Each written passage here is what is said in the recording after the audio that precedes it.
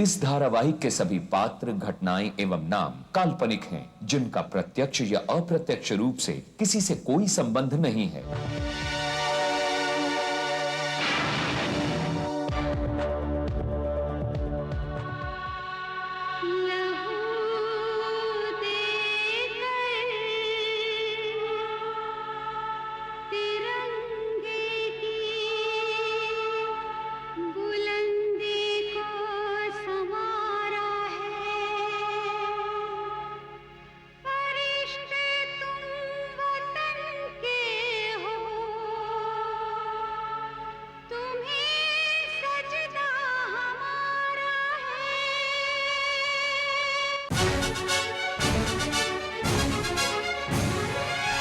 का जो दुश्मन सच्चाई का यार, टकराने को जुल्म से हरदम है तैयार। बिजली है, तूफान है, फौलाद है, चट्टान है, करता नहीं कभी जो जालिमों को माफ। Karan Karan Karan The detective, the detective. जय हिंद, जय हिंद, जय हिंद।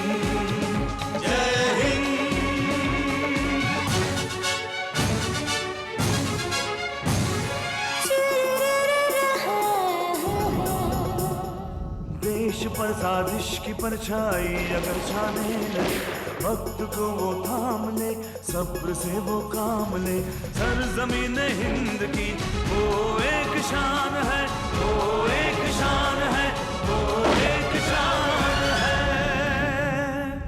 बिजली है, तूफान है, फौलाद है, चट्टान है, करता नहीं कभी जो जालिमों को माफ। Karan Karan Karan Karan The detective, the detective.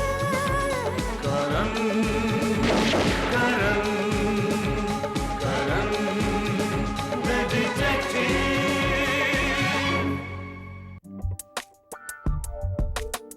Inspector Rathi, क्या बोलते हो? किसके होठों के निशान कप पर बने होठों के निशान से मैच करेंगे? हाँ राठी बोलो। सर, जूली ने प्रोफेसर केशव की बेल करवा ली है। बोलो राठी, क्या बात है? सर, प्रोफेसर केशव ने आत्महत्या कर ली।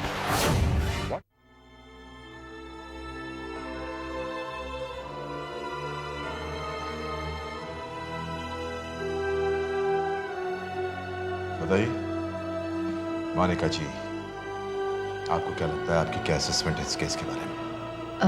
सर, अभी अभी आप डायरी पढ़ रहे थे, वो जैसा आपने कहा कि वो एक सुसाइड नोट के बराबर है।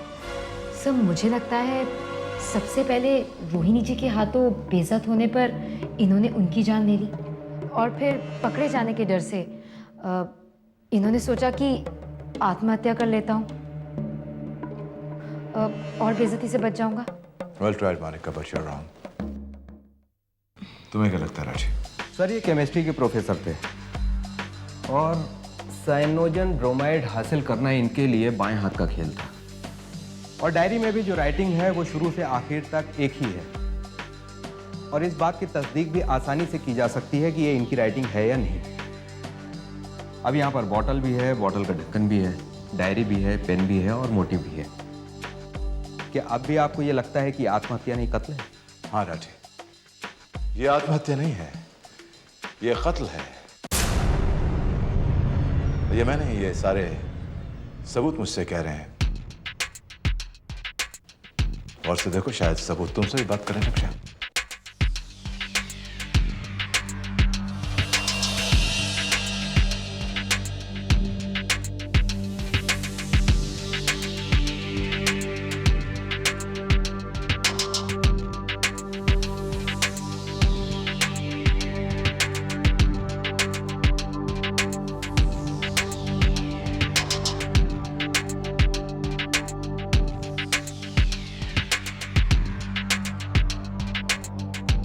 नो सर, इस लाश की कोई भी चीज हमसे बात नहीं कर रही। मोनिका, प्रोफेसर केशव के इस डायरी पर पड़ा हुआ ये पेन मुझसे चीख चीख कर कह रहा है कि मैं एक बॉल पेन हूं, स्याही या निब वाला फाउंटेन पेन नहीं। और इस डायरी में जो लिखाई हुई है वो एक फाउंटेन पेन से हुई है, और वो पेन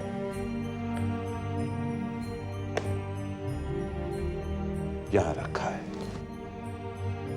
ये फाउंटेन पेन। इस पेन स्टैंड में 3-4 पेन है, लेकिन स्याही वाला निब वाला फाउंटेन पेन सिर्फ एक ही है।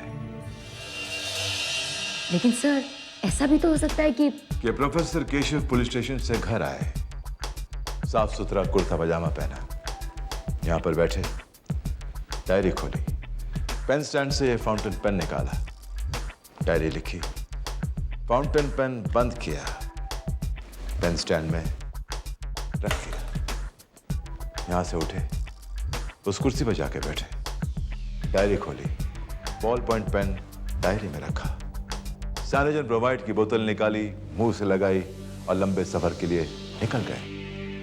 नहीं नहीं नहीं Monica, this is so illogical, ऐसा हो ही नहीं सकता। Right sir. अब एक सवाल यह भी उठता है कि साइनोजन ब्रोमाइड की बोतल ये अपने साथ कब लाए? कल पुलिस स्टेशन से घर आते वक्त या उससे पहले? कल लाए होंगे तो ठीक है, लेकिन अगर पहले लाए होंगे तो गड़बड़ है। मतलब हमारे उन्हें गिरफ्तार करने से पहले तो उन्होंने आत्महत्या का प्रोग्राम नहीं बनाया होगा, है ना सर? समझदार हो गई, संगत की रंगत है। राठी सर। टीम को बुला लो अपने। ये सर, पहले गौरव और सुनीता के बयान ले लेते हैं। हाँ।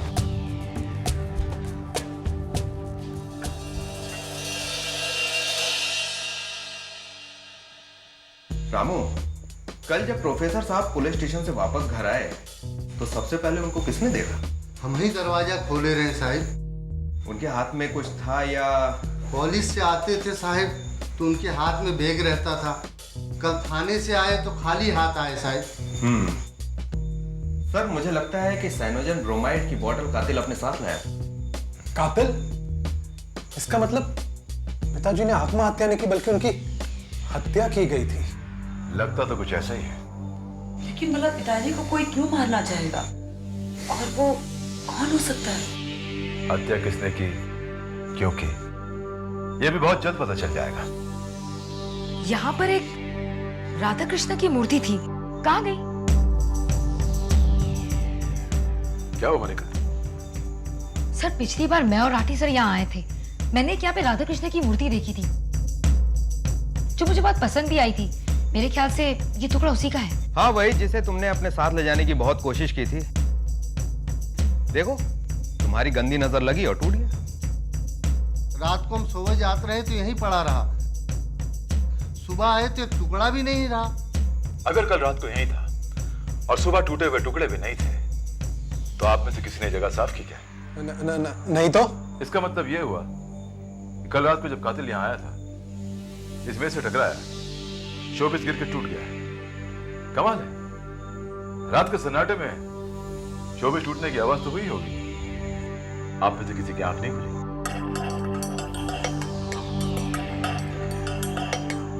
क्यों ना आंख नहीं खुली? सर, हम थके रहते हैं, रात को थोड़ी लगा के सो जाते हैं, फिर होश नहीं रहता साहब। मगर गौरव बाबूजी की आंख नहीं खुली, ये बड़ी हैरानी की बात है। घर में एक सुई भी गिर जाती है तो इनकी आंख खुल जाती है। क्यों मिस्टर गौरव, आपकी आंख नहीं खुली या अंधेरे में ये शोकेस नहीं दिखा? और बहन ने भाई का साथ दिया। सोचा आप इतनी मुश्किल से बंगला हाथ लगाए, इससे पहले कि जूली उसे हड़प ले, क्यों ना उस परेशानियों की जड़ को ही खत्म कर दिया जाए। बहुत हो गया मिस्टर करण, अगली बार इल्जाम लगाने से पहले 100 बार सोचिएगा। कानून मैं भी बहुत अच्छी तरह जानता हूं। अदालत के इतने चक्कर लगवाऊंगा कि सारी जासूसी धरी की धरी रह जाएगी। अदालत के चक्कर तो हम रोज लगाते हैं बच्चे, लेकिन धारा और सबूतों की बेड़ियों में मुजरिम को बांधकर कानून के मुंह में ढकेल देते हैं। समझ गए?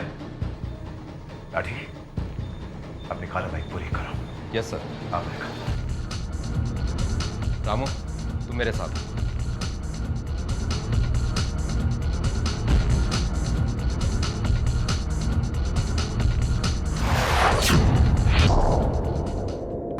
Karan, the detective. Karan, the detective.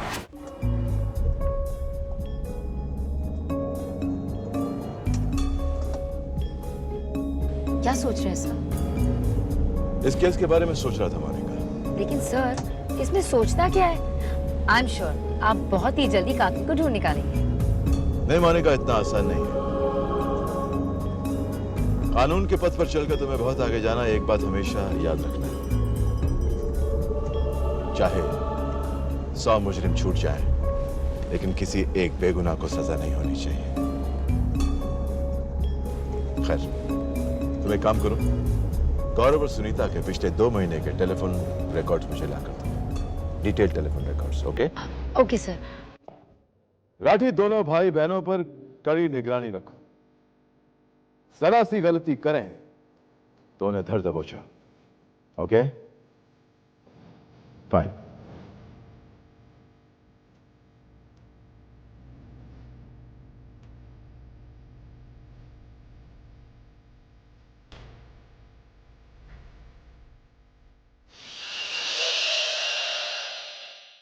क्या सोच रहे हो करण?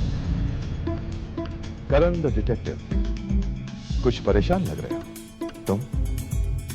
हाँ, मैं तुम्हारा चिंतन मन, अक्सू तुम्हारा भाई। हाँ यार, कुछ मन की बात जबान पे लाओगे तो दिल हल्का हो जाएगा। कहो क्या परेशानी है, शायद मैं तुम्हारी कोई मदद कर सकूं। हाँ, तुम मेरी मदद नहीं करोगे तो कौन करेगा मोनिका? यू नेवर नो, कभी कभी खोटा सिक्का भी काम आ जाता है। खैर, कहो क्या परेशानी? प्रोफेसर की दूसरी बीवी ने उसे सरेआम बेइज्जत किया, फिर उस बीवी का मर्डर हो गया। सब नफरत करते थे उससे, लेकिन सारे सबूत प्रोफेसर की तरफ इशारा कर रहे थे, और फिर प्रोफेसर ने भी आत्महत्या कर ली। और तुम्हारा जासूसी दिमाग, यानी कि मैं तुमसे कहता हूं कि यह आत्महत्या नहीं है, यह कत्ल है। करेक्ट? अगर मोनिका तुम्हें देख लेगी ना तो गोली मार देगी। क्यों गोली मार देगी? क्या मैंने तुम्हें इस बात का सबूत नहीं दिया? भूल गए? वो पेन याद है बाबा, याद है मुझे। लेकिन यार, ये भी तो हो सकता है कि प्रोफेसर ने खुद गलती से वो बॉल पेन अपने कुर्ते में लगा लिया। जब इंसान आत्महत्या करता है तो पूरे होश हवास में नहीं होता है। प्रोफेसर ने डायरी लिखी, गलती से बॉल पेन अपने कुर्ते की जेब में रखा, डायरी उठाई, आकर कुर्सी पर बैठा, सिनेजन ब्रोमाइड पिया, और फिर टाए टाए फिश। एक सवाल और, अगर तुम्हारी थ्योरी के हिसाब से ये कत्ल है, तो फिर कातिल ने प्रोफेसर को उसी जगह पर क्यों नहीं मारा जहां बैठा वो डायरी लिख रहा था? अब आप बताइए मुझे मेरे अक्स। बताता हूं, देखो वहां कुछ यूं हुआ है, प्रोफेसर ने डायरी लिखी, वहां से उठा और अपनी कुर्सी पर जाकर बैठ गया। उसकी आंख लग गई, कातिल आया, उसे क्लोरोफॉर्म सुंघाया और फिर अपने साथ लाई सिनोजन ब्रोमाइड उसके मुंह में डाली और उसका काम तमाम कर दिया। और तभी उसकी नजर डायरी पे पड़ी। वो जानता था कि प्रोफेसर अपने दिल की हर बात उस डायरी में लिखता है। उसने डायरी पढ़ी, डायरी पढ़कर वो खुश हो गया क्योंकि उसे एक सुसाइड नोट मिल गया। उसने डायरी प्रोफेसर के हाथ में रखी, पेन प्रोफेसर के कुर्ते में, और जैसे वो आया था वैसे ही निकल गया। और तुम ये भूल गए कि नौकर ने कहा था कि प्रोफेसर घर खाली हाथ आए। ओफो, एक छोटी सी बोतल को छिपाना कौन सी बड़ी बात है यार? जेब में डाली और गायब। और वो शोपीस कैसे टूटा? हो सकता है कि प्रोफेसर सबके सोने के बाद हॉल में बाहर आया हो, शोपीस से टकराया हो, शोपीस गिरकर टूट गया और फिर उसने शोपीस को बिटकर कर बाहर फेंक दिया। और गौरव की आंख क्यों नहीं खुली? अरे नहीं खुली तो नहीं खुली यार, ऐसा होता है कभी कभी। तो तुम ये कहना चाह रहे हो कि ये कत्ल गौरव ने नहीं किया, बल्कि ये एक आत्महत्या है? Well, I'm not sure. तुम्हारे दिए हुए सबूत गौरव की तरफ इशारा तो करते हैं, लेकिन क्या तुम नहीं मानते कि मेरी दलील ने उसे बेनिफिट ऑफ डाउट दी थी? तो हो सकता है कि जूली ने किया हो। जूली के पास प्रोफेसर के मर्डर का कोई मोटिव नहीं है।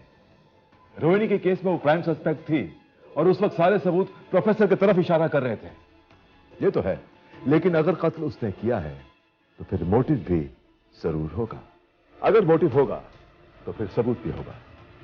तुम तो जानते हो कि मैं मानता हूं, मेरा मतलब है कि हम दोनों मानते हैं कि कोई भी मर्डर परफेक्ट नहीं होता है। हाँ, ये तो है।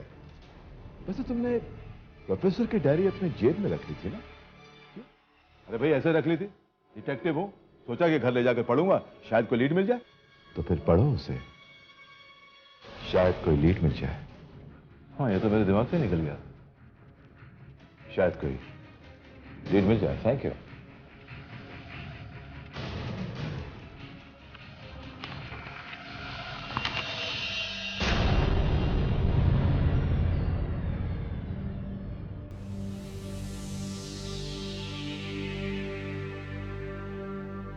अरे चला गया?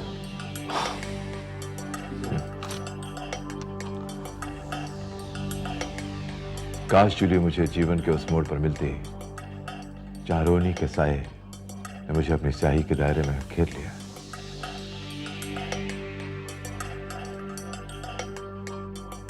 जूली मेरे बच्चे की मां बनना चाहती है। उसे कैसे समझाऊं कि मैं उसे और उस बच्चे को कभी अपना नाम नहीं दे पाऊंगा। कहीं मैं सचमुच जूली के यौवन का इस्तेमाल तो नहीं कर रहा।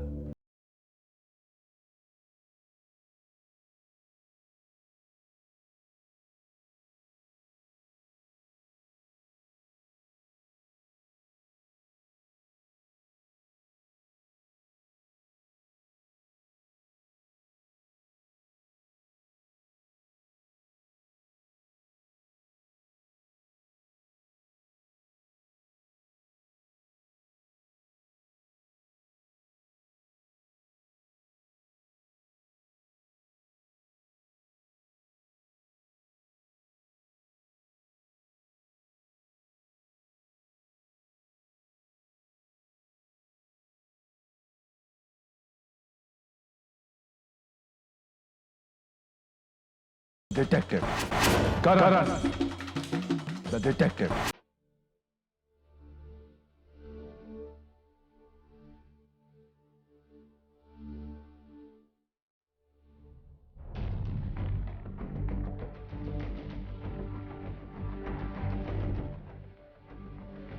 कहिए इंस्पेक्टर, क्या बात है? डॉक्टर बत्रा, कुछ दिन पहले आपके क्लिनिक में जूली नाम की लड़की एडमिट हुई थी। क्या प्रॉब्लम थी उसको? जूली? वही जूली, प्रोफेसर केशव के साथ जिसके प्यार के किस्से नेशनल मीडिया पर आम हुए थे। वो, जी हाँ, वो प्रेग्नेंट थी। प्रोफेसर केशव की वाइफ के साथ कुछ हाथापाई हो गई थी, उसकी वजह से उनका अबॉर्शन हो गया। और उसके अबॉर्शन में कुछ ऐसी प्रॉब्लम आई थी कि अब उसके लिए बच्चा कंसीव करना मुश्किल हो गया। वो शायद कभी मां नहीं बन पाएगी। Excuse me, can I leave? जी, of course. Thank you. Daddy, जानते हो शेरनी खूंखार कब हो जाती है? जब कोई उसके बच्चे का शिकार कर देता है। रोहिणी देवी और प्रोफेसर केशव की कातिल जूली है। क्या बकवास कर रहे हैं आप? बकवास मैं कर रहा हूं या आप कर रही हैं, ये तो वक्त ही बताएगा। लेकिन मैं क्यों मानने लगी उन दोनों को? कहते हैं कि एक औरत तब तक अधूरी रहती जब तक वो मां ना बने।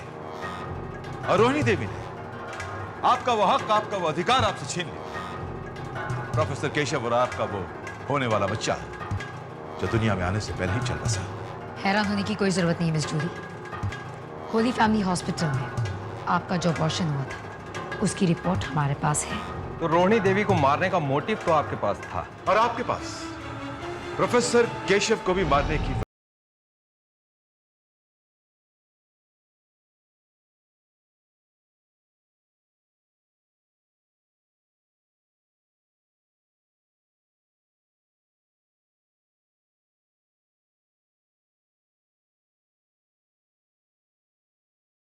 को मार रही थी, तो प्रोफेसर साहब दूर खड़े तमाशा देख रहे थे। उन्होंने आपको बचाने की भी कोशिश नहीं की। ये कैसा प्यार है? और इसी वजह से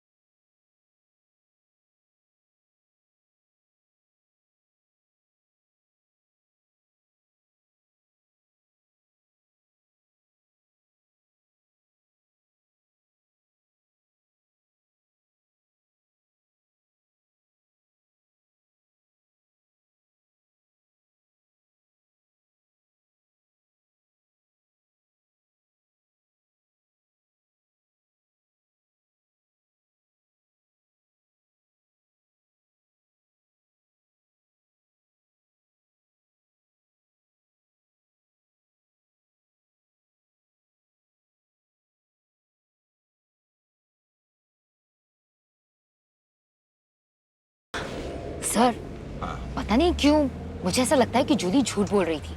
वो फिल्म देखने गई नहीं थी। क्यों लगता है आपको ऐसा? अरे राठी सर, कैंक कभी अलविदा ना कहना। इतनी अच्छी फिल्म बनी है, आई एम श्योर कोई उसे आधा छोड़कर जा ही नहीं सकता। Shut up Monica. वो फिल्म देखने जरूर गई होगी। फिल्म देखने जाना उसके लिए एक परफेक्ट एलिबाई है। एंड आई एम श्योर कि उसने उस फिल्म की टिकट को भी संभाल कर रखा होगा ताकि वक्त आने पे वो हमें दिखा सके। सर, इसका मतलब ये हुआ कि वो फिल्म देखने गई, फिल्म के बीच में उठकर बाथरूम जाने के बहाने बाहर निकली, प्रोफेसर केशव के घर गई, उनका कत्ल किया और वापस फिर फिल्म देखने पहुंच गई। You're right, Rathi, absolutely right. लेकिन वो थिएटर से प्रोफेसर केशव के घर पैदल तो नहीं गई होगी। वो जरूर किसी ऑटो रिक्शा में गई होगी। राठी, मुझे 24 घंटे में वो ऑटो रिक्शा वाला चाहिए जिसने उसे प्रोफेसर केशव के घर के आसपास छोड़ा था। Okay sir. Karan, the detective.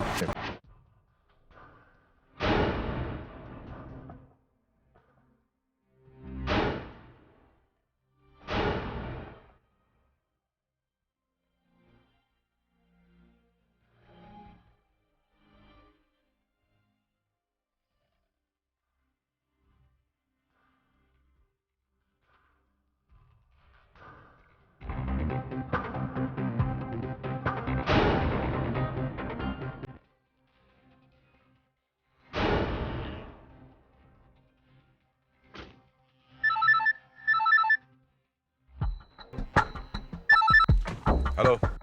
Hello sir. Sir, हमें वो रिक्शा वाला मिल गया है जिसने जूली को फेम एड लैब के सामने से प्रोफेसर साहब के घर तक छोड़ा था। राठी, तो मुझे फौरन लिंकिंग रोड पे मिलो।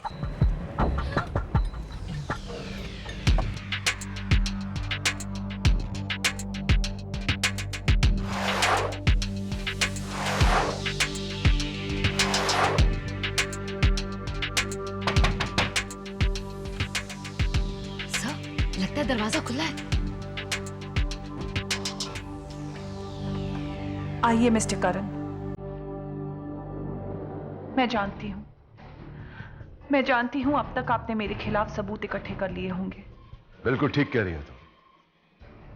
अब अगर तुम अपना एक वाला जुर्म कर लो तो इसी में तुम्हारी भलाई है। मिस्टर करण, आपने ठीक कहा था, एक औरत तब तक संपूर्ण नहीं होती जब तक वो मां ना बन जाए, और अगर वो मां बनने लायक ही ना रहे तो उसका जीवन बेमानी है। और मेरे बेमानी जीवन की कहानी लिखी थी मेरे बच्चे की कातिल रोहिणी ने, और अपने बच्चे के कातिल को कोई भी मां माफ नहीं कर सकती। मैंने भी नहीं किया, खत्म कर दिया उसे। और रही बात प्रोफेसर साहब की, तो उनकी वजह से मैंने पूरी दुनिया से मुंह मोड़ लिया था। उनके और अपने रिश्ते को लेकर कभी शर्मिंदा नहीं हुई, लेकिन उस दिन उनकी आंखों में जब मैंने हमारे रिश्ते को लेकर जो शर्मिंदगी देखी, वो मुझसे बर्दाश्त नहीं हुई। करण साहब, उस दिन मुझे एहसास हुआ कि वो सिर्फ मेरे जिस्म से प्यार करते थे, और मैं उनकी आत्मा से आजाद कर दिया। मैंने उनकी आत्मा को उनके नापाक जिस्म से, जिसने मुझे वैश्या बना दिया था। मैंने सोचा था दोनों को मारकर सुकून मिलेगा मुझे, एक नई जिंदगी शुरू करूंगी। लेकिन आप ऐसा नहीं होने देंगे, और जमाने के सामने और रुस्वा होने की हिम्मत नहीं है मुझ में। हो सके तो किसी को मालूम मत होने दीजिएगा कि मेरा अंत क्या हुआ। Miss Julie, miss Julie. God.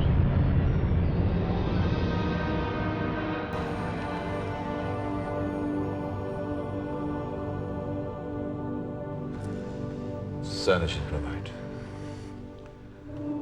लगता है मिस जूली ने खुद को सजा दे दी राठी। सर, लगता है इनकी आवाज इसी टेप से आ रही थी। सर, कमाल का नाटक रचा मिस जूली ने। फॉरेंसिक टीम को बुला फौरन राठी। Yes sir.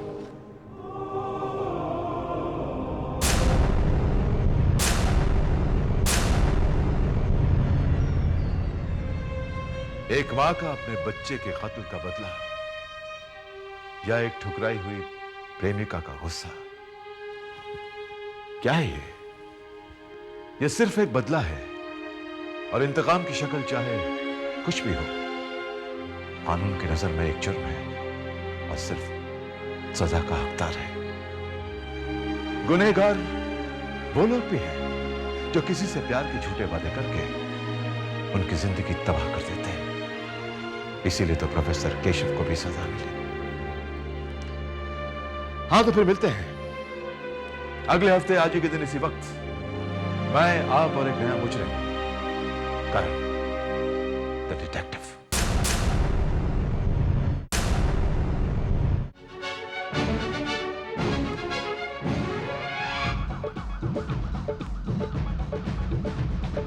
जुर्म का जो दुश्मन सच्चाई का यार, टकराने को जुल्म से हरदम है तैयार। बिजली है, तूफान है, फौलाद है, चट्टान है, करता नहीं कभी जो जालिमों को माफ। Karan Karan Karan The detective, the detective, the detective. जय हिंद, जय हिंद, जय हिंद।